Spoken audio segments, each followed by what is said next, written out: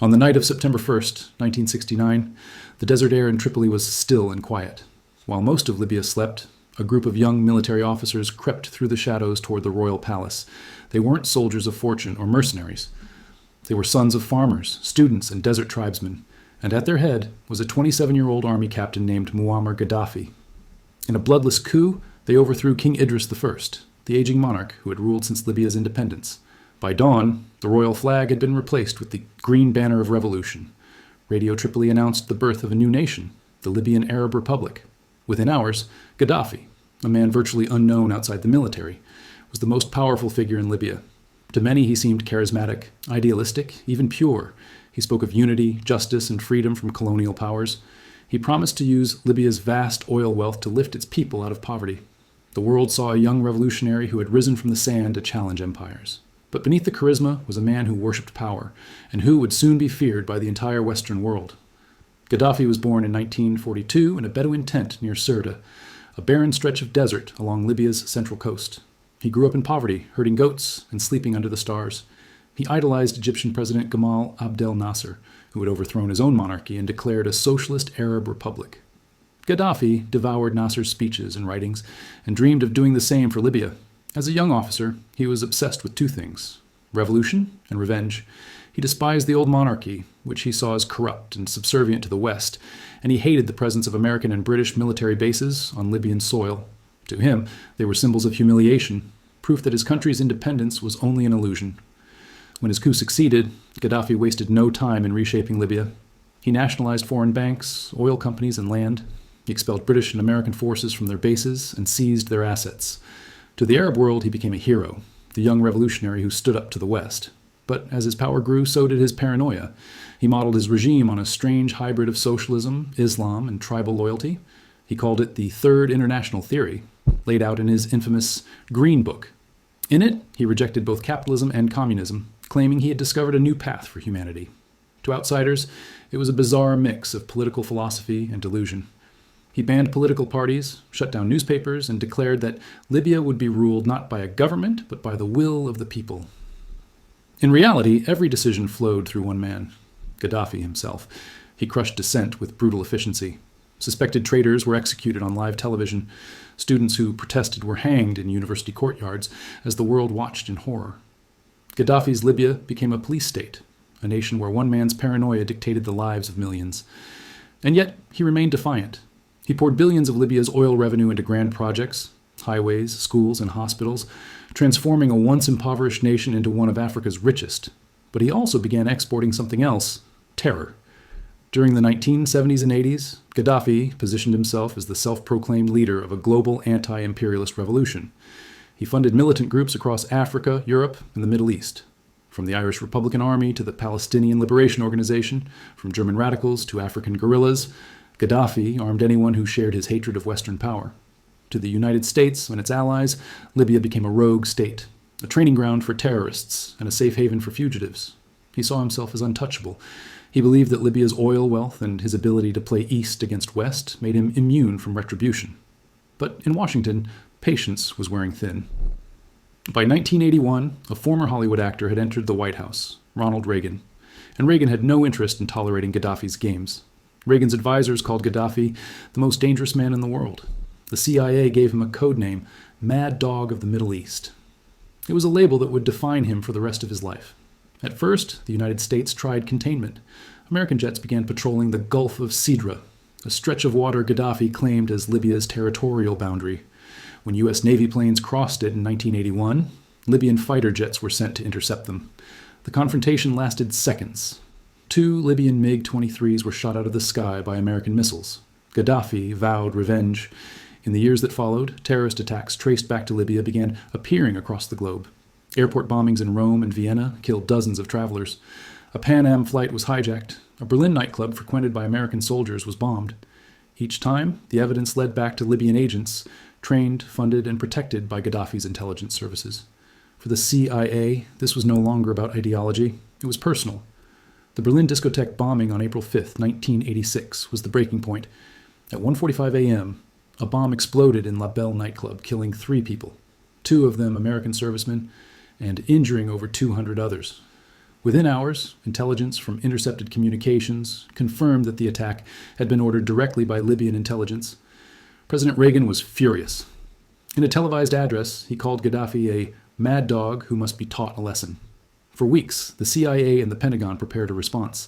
They called it Operation Dorado Canyon, a joint airstrike by the U.S. Air Force, Navy, and Marine Corps designed to cripple Gaddafi's regime and, if possible, eliminate him personally. But there was one problem. Killing a head of state was technically illegal under U.S. law. The CIA couldn't openly plan an assassination, so the mission was framed as a strategic bombing. In secret, the CIA's analysts pored over satellite images and radio intercepts. They identified Gaddafi's residence in the Bab al-Azizia compound in Tripoli, a heavily fortified military barracks surrounded by walls and anti-aircraft guns. His command centers, communication hubs, and personal quarters were marked as targets. Every detail of Gaddafi's daily routine was studied, where he slept, when he ate, even the pattern of his motorcade. The CIA provided this data to the Pentagon, who began preparing a strike that would hit him at the exact moment he was inside. On April 14, 1986, at 7 p.m., Washington time, President Reagan gave the order, the largest American bombing operation since Vietnam began. More than 30 F-111 bombers and A-6 attack aircraft flew from bases in England, traveling over 6,000 miles. Because France refused to allow American jets through its airspace, they had to detour across the Atlantic, doubling the flight time. At 2 a.m., Tripoli time, the first wave of bombs struck. Explosions lit up the night sky as targets across the city were hit. The airport, the naval base, the Benghazi barracks, and finally, Gaddafi's compound. The walls of Bab al-Azizia shook as precision-guided bombs tore through concrete bunkers. Gaddafi barely escaped. According to reports, he had been warned minutes before the attack by the Italian Prime Minister, who had received a tip from the Maltese government. Gaddafi fled into the desert in his convoy just before the bombs hit. His adopted daughter, a 15-month-old baby, was killed in the strike. Dozens of Libyan soldiers and civilians also died. The world was divided. To Washington, it was justice. To others, it was murder. The Soviet Union condemned the attack. Europe was outraged. And in the streets of Tripoli, the Libyan people rallied behind their wounded leader. Instead of destroying Gaddafi, the bombing made him stronger, more paranoid, more isolated, and more determined to fight back. The CIA's attempt to kill him had failed. But now, in secret, they began planning something even more dangerous. Not just an airstrike, but a regime change. The next phase would take years. It would involve covert operatives, exiled soldiers, and a man who would one day reappear on the world stage to finish what the CIA had started. Because after the bombs stopped falling, Washington had made a decision. If Gaddafi couldn't be killed, he would have to be replaced. And that decision would unleash a chain of events that would take decades to reach its bloody conclusion. After the bombs stopped falling over Tripoli in April 1986, smoke filled the night sky for hours. The American airstrikes had destroyed military bases, communication centers, and even parts of Gaddafi's own compound. But the man himself had survived. In Washington, it was a bitter victory. The CIA had hoped Operation Dorado Canyon would end the mad dog of the Middle East once and for all. Instead, it only hardened him. In Tripoli, Gaddafi appeared on state television the next day, dressed in military fatigues, waving his fist at the sky. He declared Libya victorious and called Reagan a coward. What the world didn't see was that inside the walls of his fortress, he was shaken. The attack had come within minutes of killing him and his entire family. His adopted daughter was dead. His sons were injured. He moved underground, sleeping in bunkers, constantly changing locations. Paranoia consumed him. He trusted no one. Not his generals, not his ministers, not even his closest guards. But in Washington, Gaddafi's survival was unacceptable. The Reagan administration believed that as long as he lived, Libya would continue to fund terrorism and destabilize allies across the Middle East. The CIA had failed to kill him from the air. Now they would try from within. For months, the agency began to quietly build a network of contacts inside Libya's fractured military. Intelligence analysts knew there were deep divisions within Gaddafi's regime. Tribal loyalties and personal grudges ran through the officer corps. All they needed was one man willing to lead a rebellion. That man would soon appear. In the Libyan city of Chad, far from the coastal cities of Tripoli and Benghazi, a young army officer named Khalifa Haftar commanded Libyan forces fighting in Gaddafi's long and disastrous war against neighboring Chad. Gaddafi had sent thousands of soldiers to claim territory in the desert, believing it would secure Libya's southern border and give him control of uranium deposits. But the war was a catastrophe. In 1987, Chadian forces backed by the CIA and French intelligence ambushed Haftar's army. Thousands of Libyans were killed or captured. Gaddafi, furious at the defeat, refused to acknowledge the prisoners as his own. Overnight, Haftar and his men became outcasts, abandoned by the regime they had fought for. The CIA saw their opportunity. Within months, agency operatives began contacting Haftar through intermediaries. They offered him a deal: political asylum, weapons, and funding, in exchange for one thing: his loyalty to Washington. Haftar agreed. He and several hundred Libyan soldiers were quietly flown out of Chad aboard U.S. aircraft and taken to Zaire, then to Kenya, and finally to the United States. They were settled near Langley, Virginia, just a few miles from CIA headquarters. There, under agency supervision, they began training and organizing for a new mission: to overthrow Muammar Gaddafi. The CIA gave their group a name: the Libyan National Army. Publicly, it was described as a political opposition force in exile. Privately, it was something else: a covert paramilitary unit built for regime change. The agency provided them with intelligence, logistics, and military support. Haftar's men trained in guerrilla tactics, sabotage, and communications. The plan was simple but bold: infiltrate Libya through the desert, spark a rebellion, and remove Gaddafi from power. But Libya was one of the most tightly controlled police states in the world. Gaddafi's intelligence service, the Mukhabarat, had eyes everywhere. The moment rumors of a coup surfaced, he unleashed a wave of purges. Thousands were arrested, dozens were executed. Families of suspected traitors were imprisoned or disappeared. When the first CIA-backed infiltration attempt took place in 1988, it ended in disaster. Gaddafi's forces ambushed Haftar's men before they could reach the coast. Many were killed. The rest fled back into exile. For the CIA, the mission was over. For Haftar, the dream of returning home died in the desert, but Gaddafi's enemies were multiplying. That same year, December 21st, 1988, Pan Am Flight 103 exploded over Lockerbie, Scotland, killing 270 people, most of them Americans. Investigators traced the bomb to Libyan intelligence. It was the deadliest terrorist attack in British history. The world turned on Gaddafi again. The United Nations imposed sanctions. The United States froze Libyan assets. Gaddafi's planes were banned from international airspace. He became a prisoner in his own country, isolated and hated. Yet, he survived. Throughout the 1990s, the CIA continued monitoring him, but stopped active operations. After the Lockerbie bombing, Washington decided to wait him out, believing his isolation would eventually break him. Inside Libya, Gaddafi grew more unpredictable. He launched bizarre cultural revolutions, forcing citizens to read his Green Book and pledge loyalty to his ideology. Public executions became spectacles. Students were hanged for dissent. His intelligence service continued assassinating Libyan exiles abroad, journalists, diplomats, and activists, sending a message that no one was beyond his reach. Still, there was one thing Gaddafi could not suppress: time. The world was changing, and so was his place in it.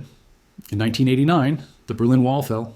2 years later, the Soviet Union collapsed. The Cold War was over, and with it, Gaddafi lost his most valuable shield: his ability to play East against West. Now, he was alone. By the mid-1990s, Gaddafi's regime was weaker than ever. Libya's economy was collapsing under sanctions.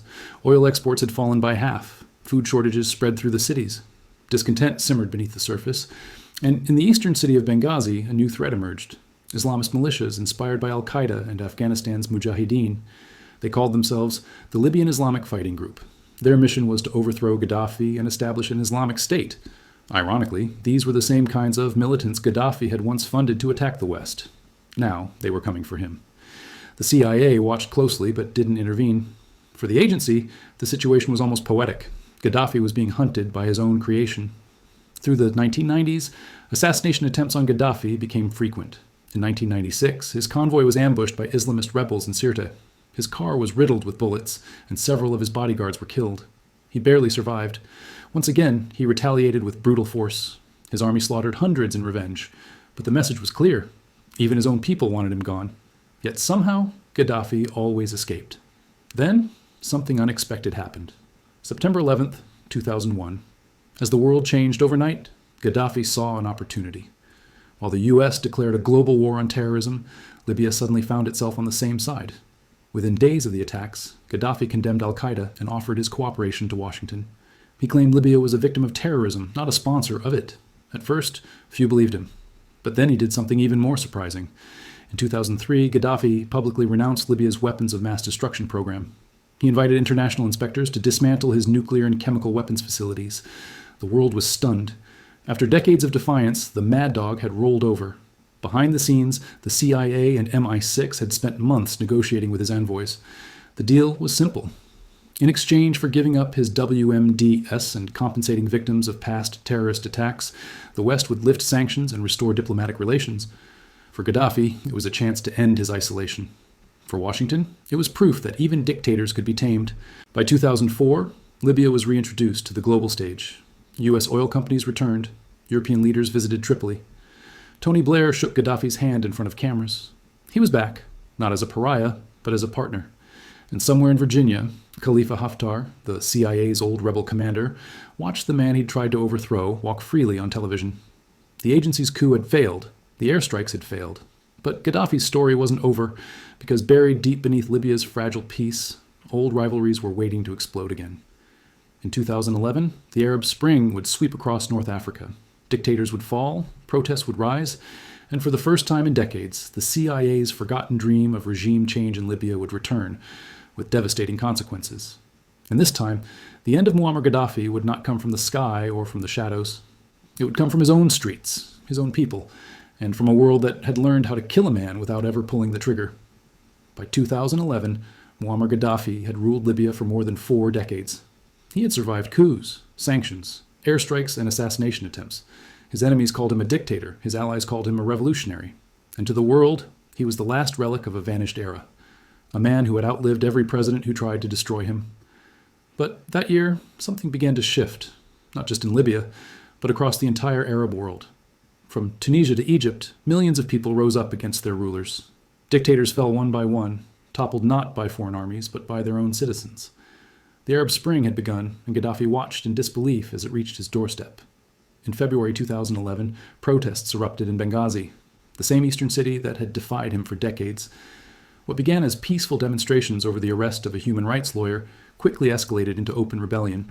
Police stations were burned, army bases were raided, and within days, the Libyan flag of independence, banned since 1969, was flying again over government buildings. At first, Gaddafi dismissed it. On television, he appeared furious, dressed in his gold robes, waving his green book in one hand and ranting for hours. He blamed rats, foreign agents, and drugged youth. He swore to fight until the last drop of blood. Zenga Zenga, Dar Dar, he shouted, alley by alley, house by house. It was both a warning and a prophecy. In Tripoli, he ordered the army to crush the uprising. Tanks rolled through the streets of Benghazi. Fighter jets bombed rebel positions. But this time, the world was watching and recording.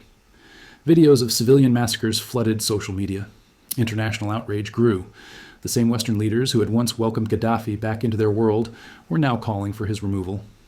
Inside the CIA and European intelligence circles, a familiar debate began, one that echoed from the Reagan years. Could they finally finish what had started in 1986? But this time, the strategy was different. No direct assassinations, no covert invasions. Instead, the agency would do what it had learned best in the 21st century, operate from the shadows, shaping events without leaving fingerprints. The United States, Britain, and France began coordinating intelligence operations with Libyan defectors. Satellite surveillance tracked troop movements in real time. The CIA re-established contact with old allies, including a familiar name, Khalifa Haftar. For years, Haftar had lived quietly in Virginia, waiting for his chance. When the rebellion broke out, he returned to Libya with a group of exiled officers. They joined the uprising in Benghazi, forming the core of a new military faction. Officially, it was called the Libyan National Army, the same name the CIA had given his rebel force decades earlier. Haftar's forces, backed by defecting generals and militias, began seizing territory across eastern Libya. They called for a no-fly zone to stop Gaddafi's air force from slaughtering civilians. Behind closed doors, Western diplomats debated intervention. In March 2011, the United Nations approved Resolution 1973, authorizing all necessary measures to protect Libyan civilians. It was the green light for war. Within hours, American, French, and British jets began bombing Gaddafi's forces. Cruise missiles streaked across the sky, striking tanks, anti-aircraft batteries, and communication centers. NATO called it Operation Odyssey Dawn. The stated goal was humanitarian, but everyone knew what it really was: regime change. Gaddafi's grip on Libya began to collapse. In Tripoli, he retreated into his fortified compound at Bab al-Azizia, the same one Reagan had bombed 25 years earlier. His speeches became more erratic, more desperate. He accused NATO of trying to recolonize Africa. He warned that Libya would become another Iraq if he fell. Outside the capital, his army was disintegrating. Entire units defected to the rebels. Foreign mercenaries he had hired from Chad and Niger fled the battlefield. Even members of his own family began to lose faith. By August 2011, Tripoli fell. Rebel convoys poured into the city, firing rifles in celebration. Gaddafi's iconic green flags were torn down. His compound was overrun and destroyed. For the first time in 42 years, the man who had ruled Libya with an iron fist was on the run. He fled west toward his birthplace, Sirte, a coastal city on the Mediterranean. With him went his loyal bodyguards and a convoy of vehicles carrying gold, cash, and weapons. From the desert, he continued to broadcast defiant audio messages, calling on Libyans to rise against the traitors. But the world was closing in. NATO drones, spy planes, and satellites tracked every movement of his convoy. American surveillance aircraft provided live coordinates to rebel ground forces. The CIA, working through intermediaries, helped coordinate the pursuit. On October 20th, 2011, the hunt ended. Just after sunrise, a U.S. Predator drone spotted Gaddafi's convoy leaving Sirte. The coordinates were relayed to a NATO command center in Italy. Within minutes, a French fighter jet swooped down and fired 2 missiles. The explosions ripped through the road, destroying several vehicles and scattering the survivors. Gaddafi's men tried to flee on foot, hiding among the ruins of a drainage tunnel near the highway. Rebel fighters, advancing from the city, closed in. The moment they found him is burned into history. The once feared dictator, bloodied, disoriented, and pleading for mercy, was dragged from the pipe by a mob of armed men. They shouted insults, beat him with rifle butts, and filmed everything on their phones. A gunshot rang out. Then another. The man who had ruled Libya for 42 years was dead. When the footage spread online, the world was stunned. In Washington, officials spoke carefully. President Obama declared that the shadow of tyranny has been lifted. In private, CIA and NATO analysts watched the video in silence. The mission that had begun with Reagan's failed bombing had finally reached its end, not with an airstrike, but with chaos. Libya was free, or so it seemed. In the months that followed, the country descended into anarchy. The rebel factions that had united to fight Gaddafi turned their guns on each other. Militias carved the nation into territories. Weapons from Gaddafi's stockpiles flooded into black markets across Africa and the Middle East. By 2014, the very man who had once been the CIA's exile recruit, Khalifa Haftar, returned to the spotlight. Backed by foreign powers and claiming to fight Islamist extremists, he launched a new campaign to seize control of Libya. His rise reignited the same divisions that Gaddafi had exploited for decades: East versus West, tribe against tribe, ideology against power. The revolution that had begun in hope now spiraled into civil war. 10 years after Gaddafi's death, Libya remains fractured, a nation without a single government, its oil wealth divided among militias, mercenaries, and foreign interests. And yet, the legacy of that 2011 intervention still haunts the world. For some, it was justice, the end of a tyrant who had oppressed his people for generations. For others, it was a warning, proof that removing a dictator is far easier than rebuilding a nation. Inside the CIA, the mission was considered complete. The mad dog was dead. But the truth is more complicated. The agency's fingerprints were everywhere. In the intelligence that guided the bombings, in the rebels it once trained, in the strategy that unfolded with precision. Yet, officially, there was no operation, no signature, no admission.